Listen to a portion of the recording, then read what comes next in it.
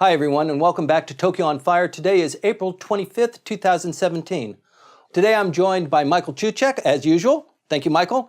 And Chris Blackerby. Chris is the attaché representing NASA in Japan. Welcome, Chris. Thanks, Timothy. Thanks for having me. One of the greatest things about the United States and Japan relationship deals with space, aeronautics, and what's going on in the atmosphere. You're very much keyed into that.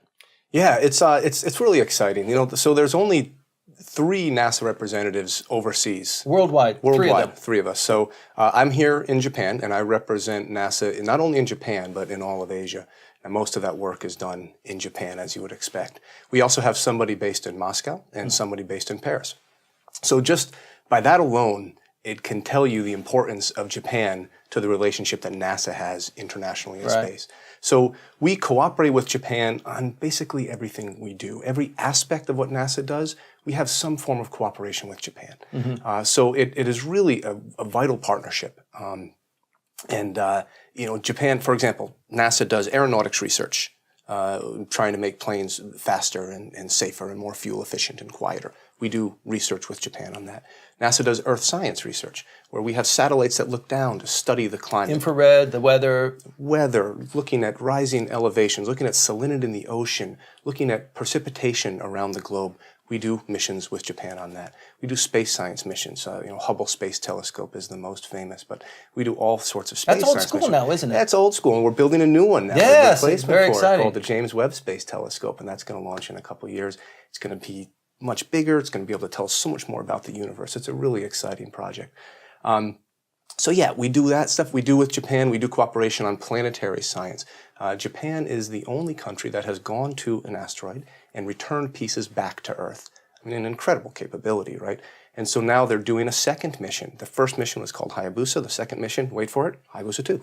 So they're doing that now, going back, picking up other pieces of another asteroid, bringing it back to study here. Kind of on a budget.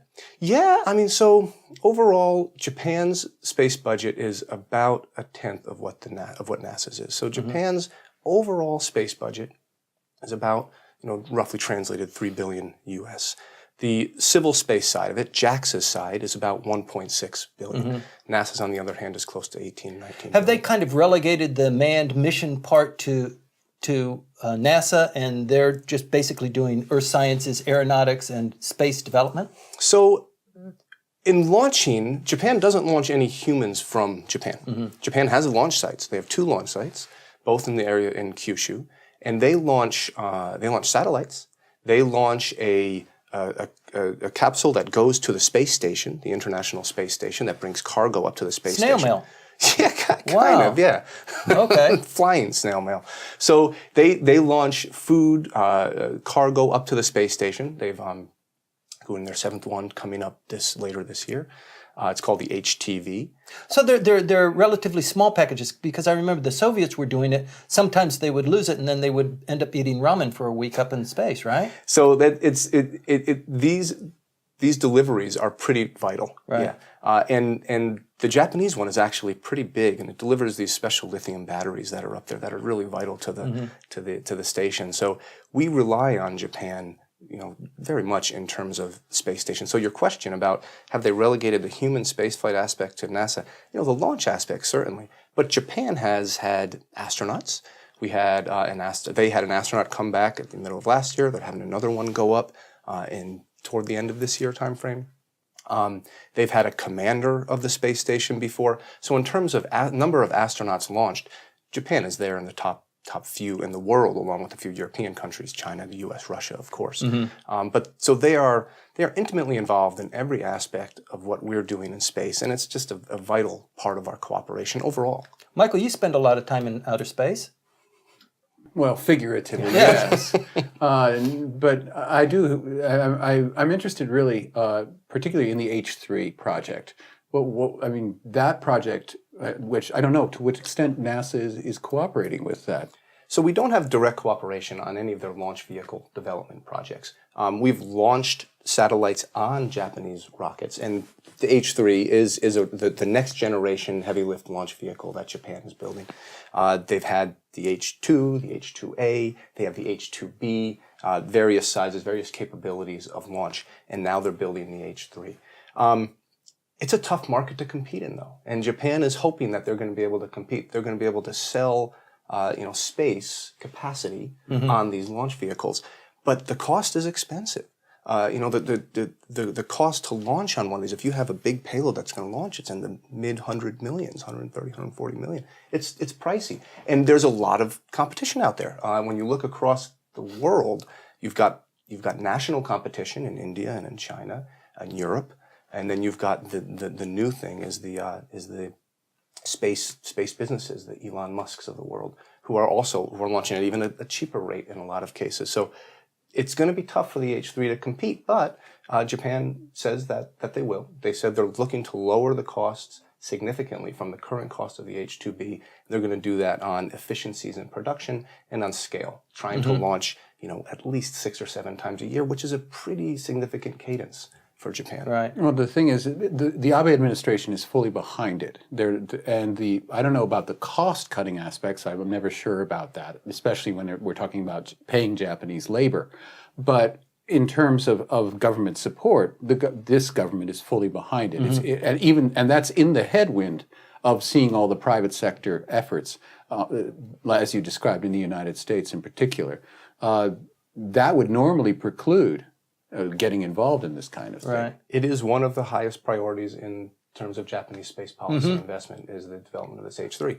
A lot of it has to do with kind of maintaining the industrial base, right? So, you want to build new things and develop new things, and you need people to do that, and you need to maintain that. And a lot of it is focused on that, but that can't be the only rationale. So they're also looking to find some cost cutting as well. And it will become, after 2020 or so, it will become their primary capability to get to space. What kind of space business kind of filters out to the rest of the economy? What kinds of things can businessmen look forward to here within the next 10, 15 years as a utilization of what's going on in outer space? So there's a lot of small stuff. It's not as big as in the U.S. You see the big, in the U.S. you have the big names of the Boeings and the Lockheeds and the big names in the U.S. that are developed. And then you have the venture, the kind of newer space sector. And that's happening to a degree here. First of all, there's the big space sector of the MHI and IHI and the big companies that are contributing, Melco, NEC, contributing to development of satellites, to launch vehicle technologies. But then there's other new companies that are started that are focused on a variety of different aspects of utilization of space, from exploration to Earth observation, et cetera. So there's some smaller companies that are happening, but it's not to the same level as we see in the U.S. yet. It's just a completely different environment. The tinkerers and the value and the flow of venture capital, right? Well, you see who's driving venture capital in space in the U.S. and it's billionaires, right? It's Elon Musk and it's Richard Branson and it's Jeff Bezos, and these big names with a lot of money are driving it, and you don't have that sector here so much. In the United States, is there pretty much a close correlation between what NASA is doing and what the military-industrial complex is doing with rocketry and that sort of thing? There's some cooperation, but NASA is a civilian space agency, right? So everything that NASA does is focused on civilian space. So we don't really focus on security issues. Japan has no military aspect whatsoever to its space. They didn't, and that's changing a bit. So what's happening is there's a bit of a change in Japanese space policy, a bit of a shift to focus a little bit more on security aspects. So the Ministry of Defense is getting a little more involved in Space Act, that kind of stuff. They're getting more involved in space aspects. JAXA, the Japan Aerospace Exploration Agency, Japan's NASA, is getting a little bit more involved, but it's a kind of a slow transition because, as you referenced, Michael, it was embedded for decades that they weren't going to do that. So there's a bit of a shift now, and it's taking a little bit of time, but we see a shift in terms of prioritization of projects. So the military just launched a communication satellite, their first one, earlier this year. We see a shift in prioritization of projects, a shift in budget, a little bit more toward a focus on security or dual-use aspects of things. Most of the things that the Japanese launch are going to be in a geostationary orbit? Both, yeah, but and low Earth orbit as well, but also geostationary. Isn't it getting kind of crowded up there? Yeah, there is. It's getting crowded in that area, and so there's people that are thinking about it right now. NASA is not committing any money toward that research. But it is something that we have to be concerned with. I mean, you know, you see... Well, the European Space Agency just put out their big blurb on that and talking about human involvement in space and talking about the garbage situation up there. It is a situation. I mean, the International Space Station does get dinged every so often, and there have been a couple of different collisions in space. So, yeah, it's something to be concerned with. Let's talk about aliens now. Good, that's why I came here. So the Trump budget has really nicked NASA, and they've nicked it pretty significantly. What does that mean? So they have in certain areas, but not really. In fact, if you look at the rundown, NASA fared pretty well. There is some there's this backlash now. It's about science now. Come on, let's do the science, right? Well, there's where we saw some budgetary hits toward NASA is on the earth science area. Mm-hmm. So on the earth science and the education areas, we see a bit of a hit from the current administration's proposal that came out. But that being said, the earth science budget, even with this proposed hit, is still going to be pretty significant, $1.3 billion or so just on earth science alone. And on the education side, even though that was proposed to be zeroed out there in the proposal, we still see that it's a priority. Even just yesterday, Michael and I, we were talking about this. Just yesterday, the president, along with another astronaut and his daughter, made a phone call to the International Space Station to congratulate astronaut Peggy Whitson, the commander of the station, who has just broken the record for cumulative time in space for any American astronaut ever. It's a huge accomplishment. And on that phone call, referenced the importance of education, the importance of women in engineering and science, STEM fields. So, there is some slight decrease, but it's very slight, less than 1% really in terms of the proposal. Right. And there's still a focus on these things that we all think are important, science and education. Let's hope that the budget restrictions don't impact negatively the U.S.-Japan relationship in space exploration. Please stay tuned.